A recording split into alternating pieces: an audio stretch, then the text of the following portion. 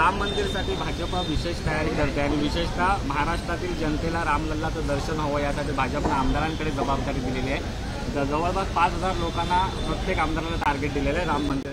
काही टार्गेट दिलं नाही आहे, जनतेची इच्छा आहे। 527 वर्षानंतर रामलल्ला तंबूतनं निघून जगातल्या सर्वात सुंदर मंदिरात प्रतिष्ठापित होत आहे। जनतेची इच्छा आहे की अयोध्येला जाऊन दर्शन घेतलं पाहिजे आणि मोठ्या प्रमाणावर जनतेला असं वाटतं की आमच्या आमदारांनी, आमच्या खासदारांनी, नगरसेवकांनी आम्हाला घेऊन जावं। त्यामुळे असे खूप निवेदनं आले आहेत, असे खूप पत्र आले आहेत। त्यामुळं जनतेच्या मनातली इच्छा आहे, ज्यांना वाटतं त्यांनी प्रभू रामचंद्राचं दर्शन घेतलंच पाहिजे। भारतीय जनता पार्टीला फक्त या ठिकाणी आम्ही एवढंच ठरवलं आहे की आमचे जेवढे या राज्यातले मंदिर आहेत त्या मंदिरामध्ये हा सोहळा सर्वच जनतेने बघितला पाहिजे। या सोहळ्याचं लाईव्ह दर्शन केलं गेलं पाहिजे। याकरता काही व्यवस्था या ज्या मंदिरामध्ये त्या भागातल्या आमच्या नगरसेवकांना जनतेने मागणी केली आहे। जनतेच्या मागणीप्रमाणे त्या ठिकाणी काही ठिकाणी आम्ही या ठिकाणी लाईव्ह स्ट्रीमच्या माध्यमातून प्रत्येक मंदिरामध्ये तशी व्यवस्था करण्याचा आमचा प्रयत्न आहे। काही लोक स्वतःहूनच करणार आहे, काही सामाजिक संघटना करणार आहे, काही सेवाभावी संघटना करणार आहे, काही मंदिराचा ट्रस्ट करणार आहे आणि त्यामुळं आपापल्या पद्धतीने हे होणार आहे।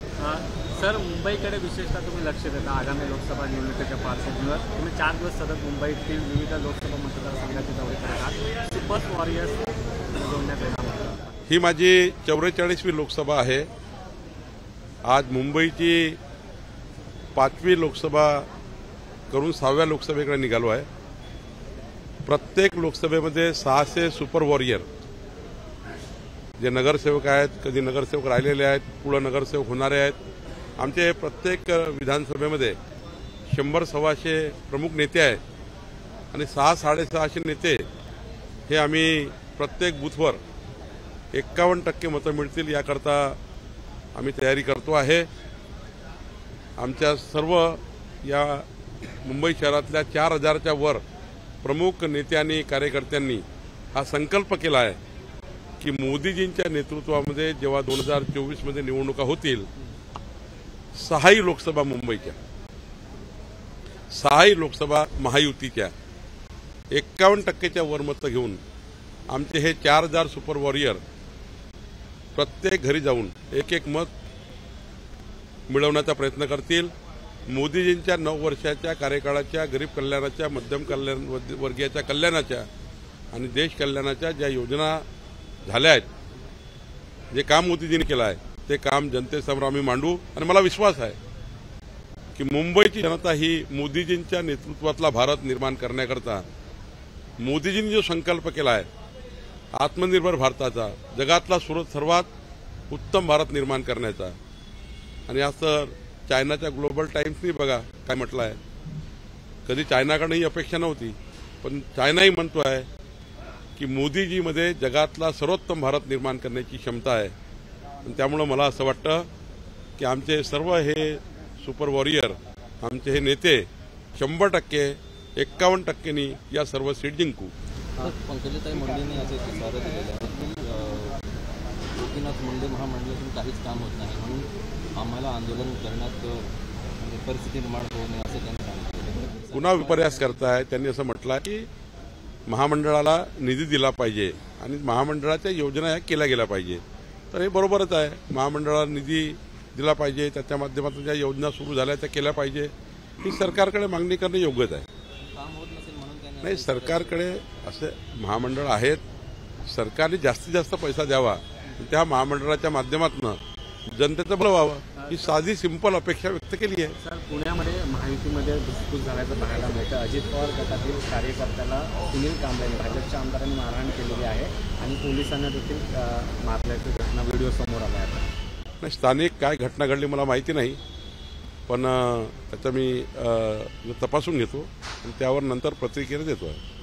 सर, राज्यसभेच्या काही जागा रिक्त होत आहेत, भाजपकडून भाकरी फिरवली जाणार आहे. दिग्गजांना आता काही मंत्रिमंडळातील जे मंत्री आहेत त्यांना देखील आता इथे संधी दिली जाणार. हा सर्व निर्णय घेण्याचे अधिकार केंद्रीय पार्लमेंटरी बोर्डाला आहे आणि आमचे नेतृत्व जे ठरवेल ते आम्हाला त्या ठिकाणी मान्य असतं. त्यामुळं राज्यसभा, लोकसभा, विधानसभा या सर्व जागेवर कुणाला घ्यायचं हे आमचं केंद्रीय नेतृत्व निर्णय करतं आणि त्यातूनच पुढं आम्हाला जाता येईल. सर, ईडीचे छापे जे आहेत ते 6 ठिकाणी बारामतीमध्ये वगैरे पडलेले आहेत. बारामती एग्रो कंपनीच्या संबंधित आहेत. रोहित पवारची ही कंपनी असं म्हटलं जातं. नाही, कुठले जेव्हा छापेमारी होतं तेव्हा काही तक्रारी असतात म्हणूनच छापे पडतात आणि तक्रारीत काही सापडलं नाही का ती छाप्यामध्ये काही होतही नाही. त्यामुळं रोहित पवारांची आहे की बावनकुळेंची आहे की कुणाची याला अर्थ नसतो. कुणाची तक्रार झाली या तक्रारीवर काही तपास होतो. त्या तपासाअंती काही जर मिळालं तरच त्याला आपल्याला त्या ठिकाणी समोर जातं किंवा मग नंतर पुढची कारवाई होतं. आता महाविकास आघाडीच्या काळामध्ये आमच्याही तपासण्या खूप केल्या पण त्या काळात त्यांना काही मिळालं नाही. तर मला वाटतं घाबरून जायची गरज नसतं. कोणतीही तपास यंत्रणा येतं त्याला समोर जावं लागतं, आपले कागदपत्र द्यावे लागतात आणि मग नंतर कुठलाही काही कारवाई होत नाही. पण ज्याच्यावर छापे पडले असतील त्यांनी योग्य पद्धतीने जर आपलं मांडणी केली त्या यंत्रणेसमोर तर मला वाटतं मग पुढचं काही होत नाही. एबीपी माझा, उघडा डोळे बघा नीट.